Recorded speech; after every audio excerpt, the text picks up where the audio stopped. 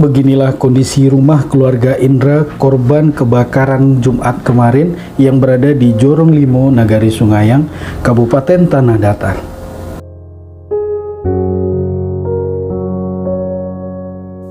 Banyak warga berdatangan melihat serta memberikan bantuan kepada keluarga tersebut. Salah satunya warga sekolah dari MAN 1 Tanah Datar. Kegiatan kita pada hari ini, kami keluarga besar MAN 1 Tanah Datar plus keterampilan pada hari ini datang berkunjung ke rumah salah seorang siswa kami, Anissa, siswa kelas 11 MIA 1, siswa MAN 1 Tanah Datar.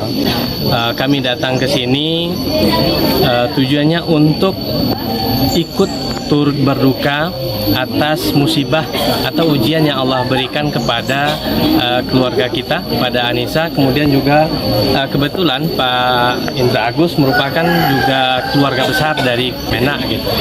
Untuk bantuan yang kita serahkan hari ini berupa sembako gitu ya, berupa beras, telur, minyak, kemudian juga ada dari anak-anak dari OSIM gitu, membawa pakaian juga, kemudian alat-alat tulis, buku, karena seperti yang kita ketahui bahwa semuanya habis, semua tidak ada yang tersisa, karena anak kita butuh ATK lagi, makanya kita bawa ATK.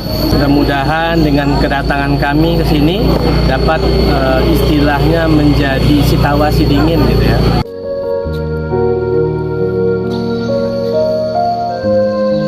Saya atas nama Indra Agus, warga Nagari Sungayang, Jorong Senam Indah. Kami mengalami musibah, itu kebakaran rumah kemarin sekitar lebih kurang jam 11.15 dengan kondisi yang seperti ini adanya. Kronologinya mungkin ya masalah musibah atau kebakaran itu namanya kan tidak kita inginkan, jadi tidak ada api di dalamnya. Nah, kemudian dia panggilkan orang-orang untuk membantu dan menolong unit rumah. Kemudian dia karena akses air untuk pertolongan masyarakat untuk menyiram sungainya yang terbatas, nah, makanya masyarakat tidak bisa banyak berbuat. Yang bisa diselamatkan hanya beberapa barang saja dan selebihnya hangus terbakar. Kita bersamakan satu buah kulkas dan satu mesin parut kelapa.